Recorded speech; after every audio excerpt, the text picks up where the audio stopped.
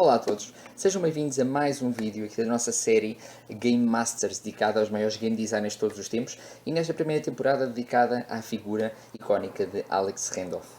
Bem, como tivemos a oportunidade de ver nos episódios até agora, já vimos muitos marcos da vida de Alex e hoje vamos falar de mais um, neste caso o marco derradeiro, o marco da sua morte, que ocorreu em Veneza, a terra onde, no fundo, grande parte do seu tempo enquanto game designer, Alex Randolph passou aí, esse mesmo tempo.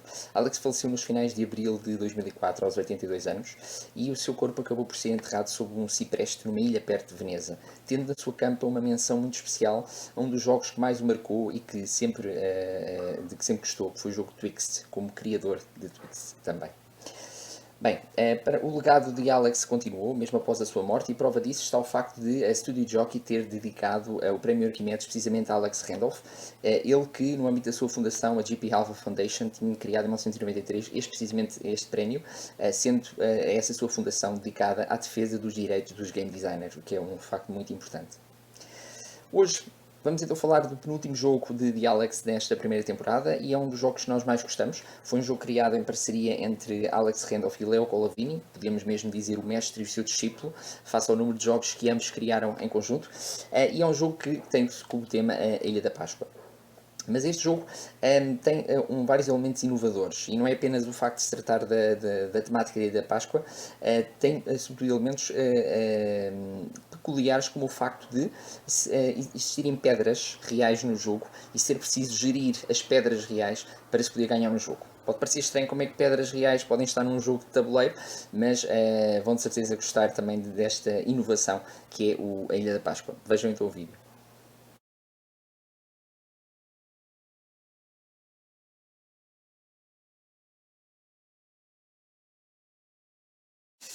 Ora bem, vamos então falar-vos aqui da Ilha da Páscoa, claramente para nós um dos melhores jogos de Alex Randolph, neste caso um jogo feito em parceria com o Leo Colavini também, mas que tem vários elementos que nos agradam e que não é muito habitual encontrar num jogo de tabuleiro. Começamos desde logo, o tema é sobre a Ilha da Páscoa, começamos desde logo com estas figuras que vocês veem aqui, lindíssimas, que são no fundo a imitar as estatuetas da Ilha da Páscoa, que tem esta particularidade, tem uma ranhura no topo, parece pedra, é plástico, mas parece uma pedra, e depois tem aqui uma parte onde nós percebemos claramente que vão aqui entrar elementos no jogo, por isso ao todo nós temos 4 estatuetas, cada jogador, isto pode ser até 4 jogadores, e cada jogador vai escolher uma destas estatuetas, vem aqui em 4 cores diferentes. Outra particularidade desde logo no jogo muito interessante é que é o único jogo que nós conhecemos até agora que tem pedras reais que fazem parte do jogo, por isso o jogo é sobre as estatuetas da Ilha da Páscoa em pedra e de facto ele tem várias, o elemento base aqui do jogo vão ser as pedras. Aliás, temos um conjunto de pedras e cada jogador começa o jogo com 10 pedrinhas, como vocês veem aqui, e elas vão ser fundamentais no jogo também.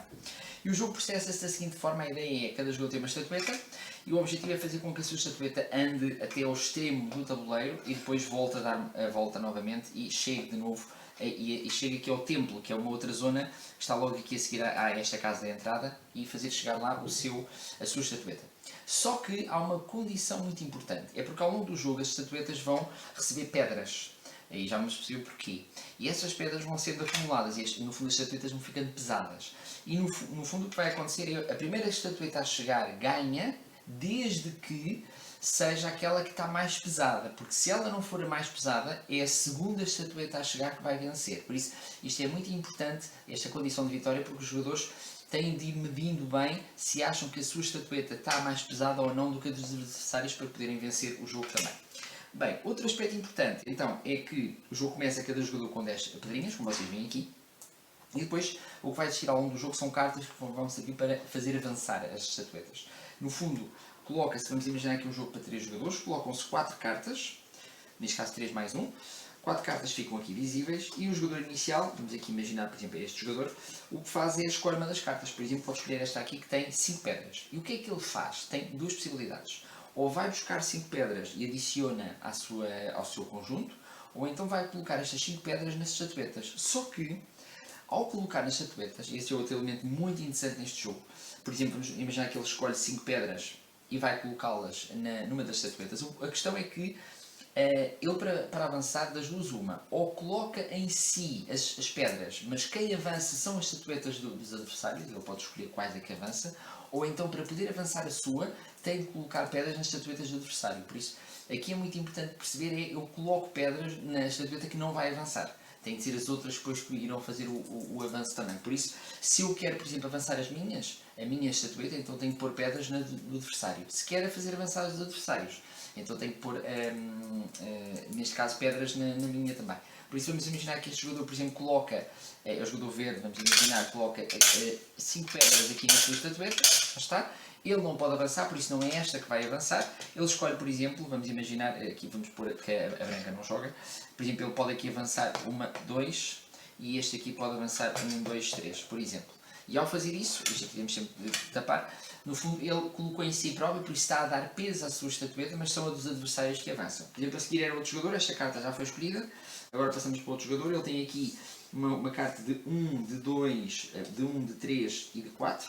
Por isso existem cartas de 1 a 6 em termos de movimentação, e o jogador escolhe uma e depois acontece sempre a mesma coisa, por isso ou fica ou recolhe para si as pedras. Por exemplo, este jogador pode ficar com esta carta e recolhe então 4 pedras para si, do monte das pedras que estão de origem, no fundo estão no saco, 4, já está.